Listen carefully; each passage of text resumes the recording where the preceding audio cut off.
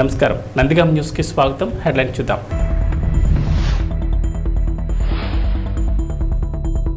జగన్ దాడి కేసులో సతీష్కు 14 రోజుల రిమాండ్. మహబూబాబాద్లో కాంగ్రెస్ బహిరంగ సభ. తెలంగాణలోని పలు జిల్లాల్లో 45 డిగ్రీల ఉష్ణోగ్రతలు. ముఖ్యమంత్రి జగన్ పై దాడి కేసులో సంచలనాలు బయటకు వస్తున్నాయి. సతీష్ రిమాండ్ రిపోర్ట్ ప్రకంపనలు సృష్టిస్తోంది. అసలు సతీష్ వెనక ఎవరున్నారు, స్కెచ్ వేసింది ఎవరు అనే విషయాలు కలకలం రేపుతున్నాయి. ఆంధ్రప్రదేశ్లో సంచలనం సృష్టించిన సీఎం జగన్ పై దాడి కేసులో A1గా ఉన్న సతీష్కు 14 రోజుల రిమాండ్ విధించింది కోర్టు. అయితే అంతకుముందు బయటకు వచ్చిన సతీష్ రిమాండ్ రిపోర్ట్ హాట్ టాపిక్గా మారింది. సీఎంను అంతమొందించాలన్న ఉద్దేశంతోనే దాడి చేసినట్లు రిమాండ్ రిపోర్ట్లో తెలిపారు పోలీసులు. అదను చూసి సున్నితమైన తలభాగంలోనే కుట్ర ప్రకారం దాడి జరిగిందన్నారు. దాడి కోసం నిందితుడు కాంక్రీట్ రాయి వాడాడని తెలిపారు. A2గా ఉన్న దుర్గారావు ప్రోద్బలంతోనే A1 నిందితుడు సతీష్ దాడి చేసినట్లు స్పష్టం చేశారు. ఇక కాల్ డేటా, CCTV ఫుటేజ్ ఆధారంగా నిందితుడి కదలికలను గుర్తించినట్లు పేర్కొన్నారు. 17ని నిందితుడిని రాజరాజేశ్వరిపేటలో అరెస్ట్ చేసి సెల్ ఫోన్ సీజ్ చేశామన్న పోలీసులు అన్ని విధాలా విచారణ జరిపి తర్వాతే అదుపులోకి తీసుకున్నామని స్పష్టం చేశారు.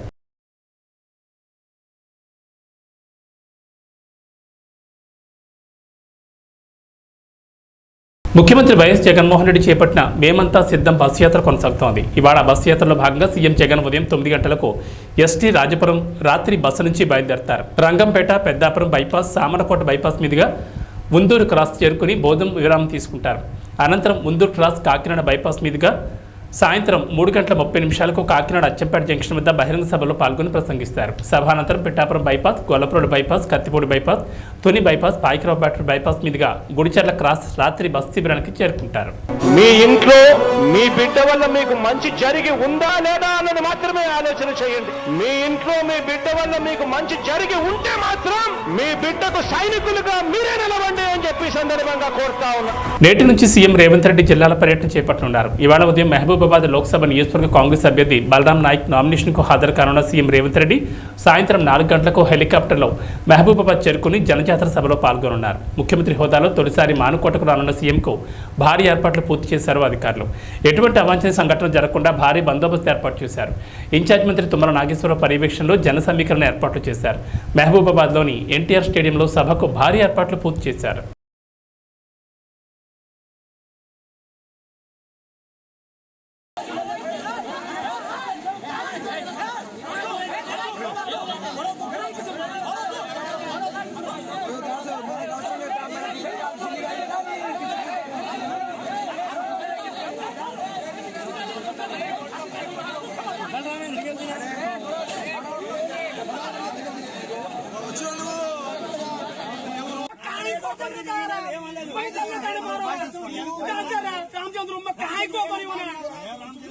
నేను ఏం చెప్పలే నేను కర్ర పట్టాను చెప్పుడు నన్ను అందరూ కొట్టిండు.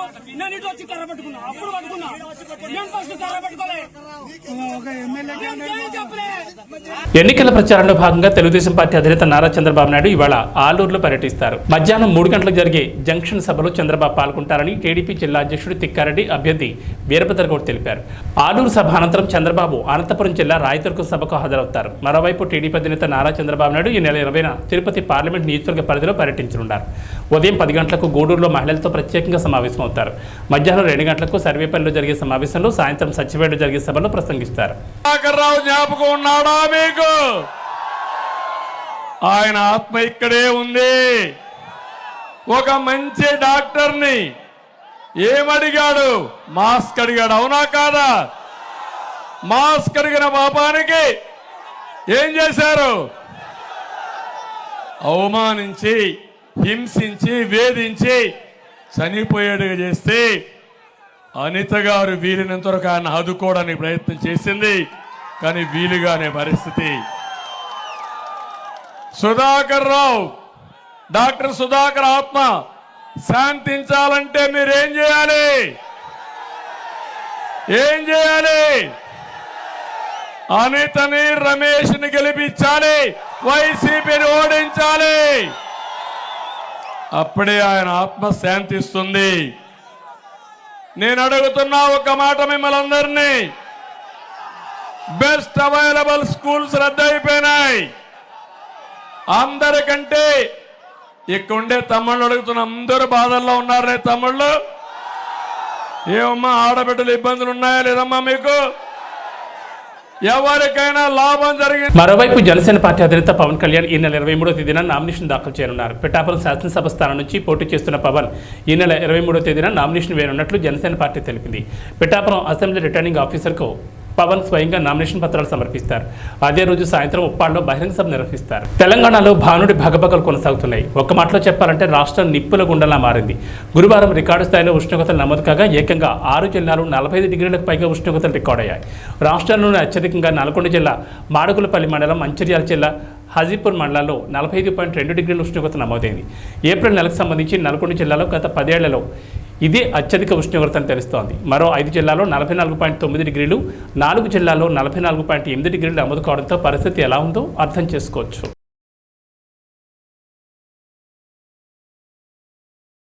వరుస భూకంపాలు తుర్కియేను అతలాకుతలం చేస్తున్నాయి. తుర్కియే, సిరియాలో అత్యంత శక్తివంతమైన 3 భూకంపాలు సంభవించిన విషయం తెలిసిందే. రిక్టర్ స్కేల్పై భూకంపం తీవ్రత 7.8గా నమోదైంది.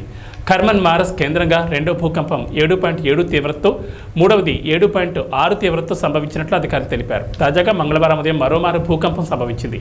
సెంట్రల్ తుర్కియే కేంద్రంగా రిక్టర్ స్కేల్పై భూకంపం తీవ్రత 5.6గా నమోదైనట్లు అధికారులు వెల్లడించారు. ఇరాన్ సదుపాయానికి వ్యతిరేకంగా ఇజ్రాయెల్ సైనిక దాడికి ప్రతీకారంగా గాజాలో యుద్ధం మరియు ఇరాన్ యొక్క అపూర్వమైన వారాంతపు దాడిపై మధ్యప్రాచ్యం అంతటా ఉద్రిక్తతలు పెరగడంతో చర్చల కోసం అధ్యక్షుడు జో బిడెన్ ఈ వారం ఇరాక్ నాయకుడికి ఆతిథ్యం ఇవ్వనున్నారు. సిరియాలో భద్రతా భయాల్లో తీవ్ర పెరుగుదల, ఇరాక్లో 2 దశాబ్దాల అమెరికన్ సైనిక ఉనికి యొక్క సాధ్యత గురించి మరిన్ని ప్రశ్నలను లేవనెత్తింది. దీని ద్వారా ఇరాన్ యొక్క సైన్యం లేదా ప్రారంభించబడ్డాయి. ఇరాక్లోని ఇర్బిల్లోని యుఎస్ పేట్రియాట్ బ్యాటరీ కనీసం ఒక్క ఇరాన్ బాలిస్టిక్ క్షిపణిని పడగొట్టిందని అమెరికన్ అధికారులు తెలిపారు. ఏపీసీసీ అధ్యక్షురాలు వైఎస్ షర్మిల శుక్రవారం నుంచి కర్నూలు జిల్లాలో న్యాయయాత్ర చేరున్నారు. ఆలూరులో ఉదయం 10 గంటలకు ఆమె కాంగ్రెస్ శ్రేణులతో సమావేశం నిర్వహిస్తారు. సాయంత్రం 4 గంటలకు ఆదోన్లో ఏర్పాటు చేసిన బహిరంగ సభలో ప్రసంగిస్తారు. 6 గంటలకు ఎమ్మిగనూరులో బహిరంగ సభలో పాల్గొంటారు. అనంతరం షర్మిల కడపకు బయలుదేరి వెళ్తారు. 5 ఏళ్ళు అయిపోయిందన్నా ఎన్నికలు వచ్చి, మళ్ళీ ఎన్నికలు వచ్చాయి. మళ్ళీ మీ ఓట్ల కోసం అందరూ వస్తున్నారు. వాస్తవమేనా? ఎంత ఇస్తారంట ఓటుకి? ఎంత? 4,000, 5,000, 5,000, 5, 7,000. ఎవరు?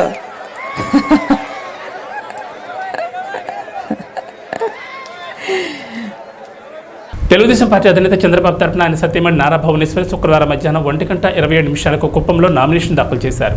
గురువారం సాయంత్రమే ఆమె కుప్పం చేరుకున్నారు. శుక్రవారం ఉదయం 10:45 ఆమె వరదరాజస్వామి ఆలయంలో నామినేషన్ పత్రాలు ఉంచి పూజలు చేశారు. అనంతరం కుప్పం చెరువు కట్ట నుంచి ర్యాలీగా వెళ్లి మధ్యాహ్నం 1:27 నామినేషన్ పత్రాలను సమర్పించారు. కాగా కుప్పం టీడీపీ శ్రేణులతో చంద్రబాబు టెలికాన్ఫరెన్స్ నిర్వహించారు.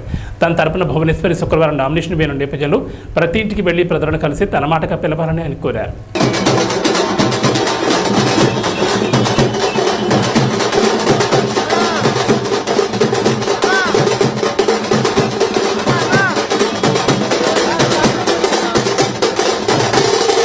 ముఖ్యమంత్రి జగన్ మాట ఇస్తే మాట తప్పరు, మడమ తిప్పరని మంత్రి బొత్స సత్యనారాయణ మరోసారి స్పష్టం చేశారు. మీడియాతో మాట్లాడుతూ విశాఖను పరిపాలనా రాజధాని చేస్తారని సీఎం జగన్ అన్నారని, మళ్లీ గెలిచిన తర్వాత విశాఖలోనే ప్రమాణ స్వీకారం చేస్తారని జగన్ చెప్పారని తెలిపారు. గ్లోబల్ ఇన్వెస్ట్మెంట్ సమిట్ నిర్వహించామని, పెట్టుబడులు వచ్చాయన్నారు. ఇన్ఫోసిస్ సంస్థ విశాఖకు వచ్చిందని, ఐటీ హబ్ కూడా అభివృద్ధి చేస్తున్నామని చెప్పారు. భోగాపురం ఎయిర్పోర్టుకు శంకుస్థాపన చేశామని, 1 ఇయర్లో భోగాపురం ఎయిర్పోర్ట్ ప్రారంభిస్తామన్నారు. మాటలు కాదు, మాది చేతల ప్రభుత్వం. రాష్ట్రంలో పోర్ట్, ఎయిర్పోర్ట్ పనులు జరుగుతున్నాయన్నారు. విద్యార్థుల తల్లిదండ్రుల సమావేశాన్ని రాజకీయం చేయడం దారుణమని, పేరెంట్స్ మీటింగ్ పెట్టకూడదని ప్రశ్నించారు. సరే, మీడియాలో కొన్ని మీడియా ఛానల్స్, పత్రికా యాజమాన్యాలు, ప్రతిపక్షాలు ఎన్ని అడ్డంకులు పెట్టినా, ఎన్ని ఇబ్బందులు పెట్టినా, ఎన్ని ఆయన మీద ఆవాకులు చావకులు మాట్లాడినప్పటికీ కూడా రోజు పరిశ్రమకు కూడా ఆయన ఆ మాటని వెనక్కి తీసుకోకుండా దాని మీద స్టికానై విశాఖపట్నంలో ప్రజలందరి సహకారంతో ఇక్కడే ప్రమాణ స్వీకారం చేయడానికి నిశ్చయించుకున్న నేపథ్యం. ఆ నేపథ్యంలో మన ఉత్తరాంధ్ర ప్రాంతం గుంతకల్ నియోజకవర్గంలో గుమ్మనూరు జయరాం ఆధ్వర్యంలో తెలుగుదేశం ఆత్మీయ సమ్మేళనం నిర్వహించారు. ఈ సందర్భంగా మాట్లాడుతూ కలిసికట్టుగా పనిచేసి తెలుగుదేశం పార్టీని గెలిపించుకుందామని అన్నారు. ఈ కార్యక్రమంలో తెలుగుదేశం పార్టీ నాయకులు పాల్గొన్నారు. నలుమూలల నుంచి విచ్చేటువంటి కార్యకర్తలకు, నాయకులకు, శ్రేయోభిలాషులకు, పాత్రికేయులకు ప్రతి ఒక్కరికి పేరు పేరున ధన్యవాదాలు తెలుపుకుంటాము. ఈరోజు ఆత్మీయ సమావేశం ఏర్పాటు చేస్తున్నాం. ఇందులో వక్తలు చాలా చక్కగా మాట్లాడారు, కొన్ని విషయాలు నేను చెప్పాను. మాయాజీ గురించి ఏ విధంగా ఉంటుంది, ఏ విధంగా మన తెలుగుదేశం ప్రభుత్వం ఉన్నప్పుడు ఏ విధంగా చేశారు మైనార్టీస్కి అనే విషయాన్ని కూడా మీకు వివరించారు. అదేవిధంగా బీజేపీ, జనసేన పొత్తులతో మనం కూటమి ఏర్పాటు చేసుకుని ఈరోజు కూటమి అభ్యర్థిగా జయరాం గారిని ఏర్పాటు చేసి నిలబెట్టాము.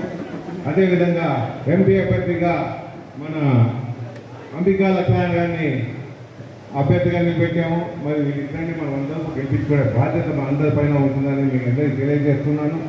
అయితే ప్రభుత్వ విధి విధానాల్లో చాలా లోపాలు ఉండి ఈరోజు పెద్ద అసమ్మతి అనేది ఏర్పడింది. కనుక ఈరోజు ఈ ప్రభుత్వం పైన మనం అందరము ఈ ప్రభుత్వం చేస్తున్న పరిస్థితి అంటే దుష్టమైన చర్యలను ప్రజల్లోకి తీసుకోవాల్సిన బాధ్యత ప్రతి ఒక్క కార్యకర్త పైన ఉందని మీ అందరికీ తెలియజేస్తాను. రాబోయే దినాల్లో ఖచ్చితంగా వచ్చేది తెలుగుదేశం ప్రభుత్వమే. చంద్రబాబే ముఖ్యమంత్రి అవుతారు. చంద్రబాబు ముఖ్యమంత్రి చేయాలంటే మన కాన్స్టిట్యూన్సీ తరఫున మన పార్లమెంటు అభ్యర్థులను ఇద్దరిని గెలిపించుకునే బాధ్యత మనందరిపైన ఉంటుంది. ఇందులో కొన్ని లొసుగులు ఉన్నాయి, చిన్న చిన్న లొసుగులు, కొత్త పాత కలయికల వల్ల. అదేవిధంగా పార్టీ జనసేన సహాయ సహకారాలు, అదేవిధంగా కొత్త వాళ్ళను విస్మరించని నేను చెప్పడం లే, కొత్త వాళ్ళని కూడా కలగేసి చేసుకుని వాళ్ళకి న్యాయమైన పద్ధతిలో, అదేవిధంగా జనసేన బీజేపీ నాయకులు కార్యకర్తలు ఉన్నారు కనుక వాళ్ళకి న్యాయం జరిగే విధంగా ముందుకు పోతామంటే నాయకులు అనేవాళ్ళు ముందుకు 4 ఏళ్ల పాటు సక్సెస్ఫుల్లో నడుస్తూ పోతాం కనుక ఈ దృష్టిలో ఉంచుకొని ప్రతి ఒక్కరు ముందుకు పోవాలి. మరి కాలం చాలా మాట్లాడుతూ పోతే వైసీపీ గవర్నమెంట్ గురించి చెప్పాలనుకుంటే ఒక రోజైనా టైం చాలా తక్కువ అవుతుంది. ఇప్పుడున్న పరిస్థితులు టైం చాలా తక్కువగా ఉంది కనుక ఇంకా నాయకులు చాలామంది మాట్లాడవలసింది కనుక వాళ్ళని మాట్లాడే విధంగా మీరందరూ సహకరించి ఈ కార్యక్రమంపై కనుక మీరందరూ ఇంకొకసారి మీకు మనవి చేస్తున్నా, నాకు ఇచ్చిన సహాయ సహకారాలు ఇప్పుడు ఉన్నటువంటి వ్యక్తికి కూడా ఇచ్చి మీరు ఆదరిస్తారని మనస్ఫూర్తిగా కోరుకుంటూ సెలవు తీసుకుంటున్నారు. గోపాలపురం నియోజకవర్గం తెలుగుదేశం ఎమ్మెల్యే అభ్యర్థి మద్దిపాటి వెంకటరాజు అట్టహాసంగా నామినేషన్ ఇస్తారు. ఈ సందర్భంగా మాట్లాడుతూ మే 13వ తేదీన జరగబోయే సార్వత్రిక ఎన్నికల్లో తనను అఖండ మెజార్టీతో గెలిపించాలని కోరారు. ఈ కార్యక్రమంలో తెలుగుదేశం, బీజేపీ, జనసేన నాయకులు పెద్ద ఎత్తున పాల్గొన్నారు. సమన్వయంతో ముందుకు రావడం, ఇక మాకు గెలుపు మీద కాదు, మేము మెజారిటీల మీదే మేము లెక్కలు కట్టుకుంటున్నాం.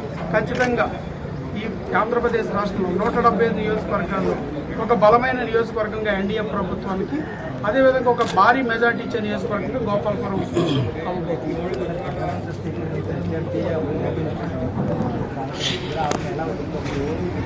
అంటే ఇక్కడ మనకి అధికార బలం ఏది ఉన్నా కానీ అది ప్రజల మద్దతు. ప్రజల మద్దతు ఉన్నప్పుడు చీపురుపుల్లో కూడా ఏనుగంత బలాన్ని కూడగట్టుకోవచ్చు. ప్రజల మద్దతు లేనప్పుడు అందరూ కూడా నేల కొరగాల్సింది. ఈరోజు అదే పరిస్థితి జగన్మోహన్ రెడ్డి గారికి కానీ ఆయన యొక్క మంత్రులకు కానీ స్పష్టంగా కనిపిస్తుంది వ్యతిరేకత. గతంలో అక్కడ వ్యతిరేకత ఉండబట్టి ఇక్కడ దాకా వచ్చారు. కొవ్వూరులో వ్యతిరేకత దృష్ట్యా వెళ్ళలేదు కాబట్టి ఇక్కడికి వచ్చారు. బట్ ఇక్కడ బలంగా తెలుగుదేశం పార్టీ, జనసేన శ్రేణులు, బీజేపీ అత్యంత బలంగా ఉంది. అందరూ ఏకతాటి మీదకి వచ్చారు. మా గెలుపుని ఎవరు ఆపలేరు. మెజార్టీల మీదే మా దృష్టి.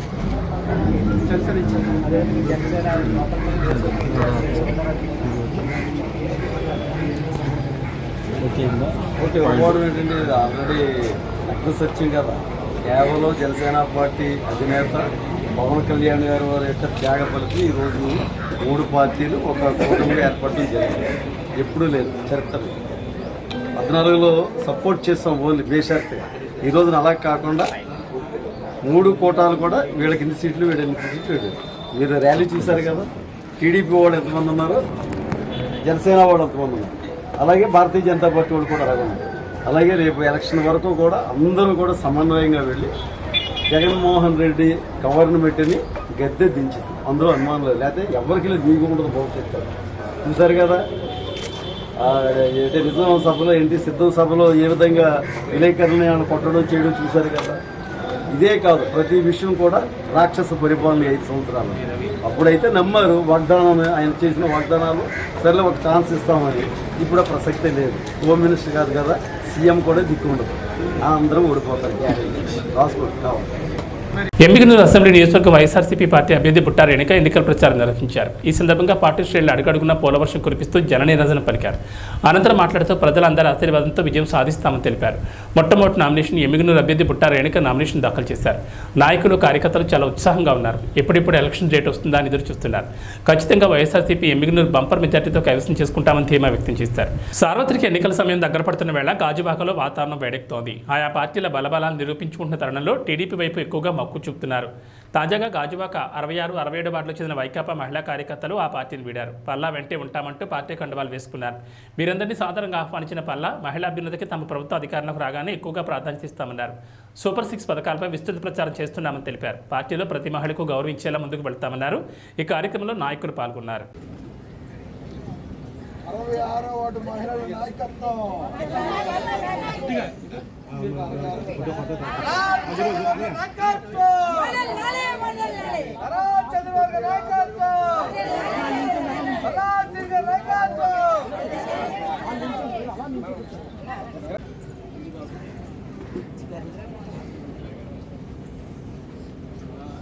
నారా చంద్రబాబు నాయుడు గారి నాయకత్వం, పక్షాల ఐక్యత, పవన్ కళ్యాణ్ గారి నాయకత్వం, మిత్రపక్షాల ఐక్యత, మల్లా శ్రీనివాసరావు గారి నాయకత్వం. జై తెలుగుదేశం. నిడదవోలు నియోజకవర్గం తెలుగుదేశం, జనసేన, బీజేపీ ఉమ్మడి అభ్యర్థి కందుల దుర్గేష్ నామినేషన్ మహోత్సవంలో మాజీ మంత్రి జవహర్, నిడదవోలు నియోజకవర్గం తెలుగుదేశం, జనసేన పార్టీల సమన్వయకర్త ప్రసాద్ పాల్గొన్నారు. కూటమి అభ్యర్థి కందుల దుర్గేష్ ని నిడదవోలు ప్రజలు ఆశీర్వదించి భారీ మెజార్టీతో గెలిపించాలని కోరుతున్నారు. పార్టీల సైనికులు కలిసి ట్రాఫిక్ అంతరాయం లేకుండా మనం ఎవరికి అభ్యంతరం కలగజేయకుండా క్రమశిక్షణగా మారిపోయారు. Telugu Desam party, Janasena party, BJP చూడాలంటే 3 పార్టీల కలయికలో మేము పైన కింద కూడా ఒకటే ప్రభుత్వం ఉండేటువంటి ఎన్డీఏ ప్రభుత్వం రావాల్సినటువంటి అవసరం ఉంది.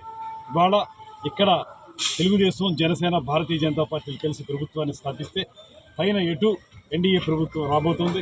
ఎన్డీఏ ప్రభుత్వం ఆ పైన ఉంటే, కిందక్కడ ఎన్డీఏ ప్రభుత్వం ఉంటే డబుల్ ఇంజిన్ సర్కార్ అనేటువంటి విధంగా 2 ప్రభుత్వాలు కలిసి సరైనటువంటి విధంగా ఈ నియోజకవర్గాన్ని అభివృద్ధి చేయటం, రాష్ట్రాన్ని అభివృద్ధి చేయటం జరుగుతుందనేటువంటి మాటని సంపూర్ణంగా నమ్ముతూ, ముఖ్యంగా శేషారావు గారి యొక్క సహకారాన్ని ప్రత్యేకంగా నేను ధన్యవాదాలు తెలియజేస్తూ, అదేవిధంగా ఇతర నాయకులందరూ కూడా భారతీయ గత 5 సంవత్సరాల దుర్మార్గపు పాలన, స్థానిక సంస్థలతో సహా మరి కార్యక్రమాల నిర్వహణలో భ్రష్టు పట్టించినటువంటి ప్రభుత్వం ఏదైనా ఉందంటే ఈ ప్రభుత్వం, ఈ నియోజకవర్గ శాసనసభ్యుడు అన్నది స్పష్టంగా కనిపిస్తూ ఉంది. ఈవేళ ప్రజల కళ్ళల్లో ఒక ఆనందం. ఈ నియోజకవర్గానికి రాబోయే రోజుల్లో మంచి జరగబోతూ ఉంది. అది జరిపించుకోవడానికి మనం అందరం కూడా రోడ్డు మీదకి రావాలి అని రోడ్డుపైకి వచ్చి ఈవేళ కార్యకర్తలు, నాయకులు, లేకపోతే అభిమానులే కాదు, ప్రజానీకం కూడా ఈరోజు వెలువల రోడ్డుపైకి వచ్చి ఈ నామినేషన్ కార్యక్రమాన్ని ఎంత విజయం చేకూర్చారంటే భవిష్యత్తులో ఇంకా ఉన్నది ఒక అఖండ విజయం అన్నది నేను తెలియజేస్తూ, వైసీపీ నామరూపాలు లేకుండా దరిదాపుల్లో కూడా కనిపించకుండా పోబోతుంది అన్నది నేను మీకు అందరికీ కూడా తెలియజేస్తూ, ఈ విజయాన్ని ఇంతటి గొప్ప ఆదరణ చూపించినటువంటి నిడదవోలు నియోజకవర్గ ప్రజానీకానికి అందరికీ ప్రత్యేకమైనటువంటి ధన్యవాదాలు తెలియజేసుకుంటూ సెలవు తీసుకుంటాం. జనసేన, తెలుగుదేశం, భారతీయ జనతా పార్టీల ఉమ్మడి అభ్యర్థిగా ఈరోజు నిడదవోలు నియోజకవర్గం శాసనసభ స్థానానికి అభ్యర్థిగా నామినేషన్ వేయడం జరిగింది.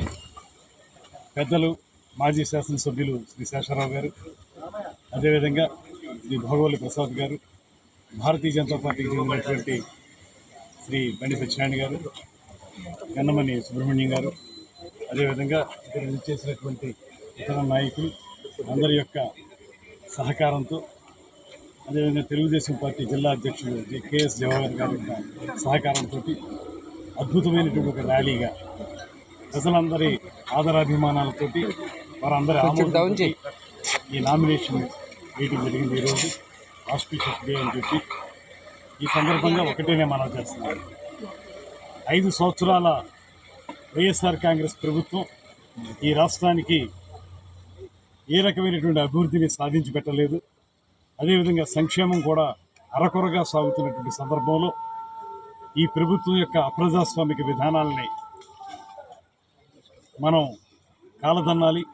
అదేవిధంగా ప్రజాస్వామిక ప్రభుత్వాన్ని తీసుకురావాలనేటువంటి ఆలోచనతోటి 3 ప్రధాన పార్టీలు ఒక వేదిక మీదకి వచ్చి ఒక సుపరిపాలన అందించడానికి ఈ ఎన్నికల్లో పోటీ చేస్తూ ఉన్నాయి. ఈ ఎన్నికలు ఈ రాష్ట్రానికి సంబంధించి చాలా కీలకమైనవి. ఒక దుర్మార్గపు ప్రభుత్వాన్ని ఇంటికి సాగనపడానికి, అదే సమయంలో రాష్ట్ర ప్రజలకి అభివృద్ధితో కూడినటువంటి సంక్షేమం ఇవ్వడానికి ఇది నాంది పలకబోతుంది. ముఖ్యంగా మన నిడదవోలు నియోజకవర్గం విషయానికి వచ్చేటప్పటికి ఇవి బులెటిన్ విశేషాలు. నమస్కారం.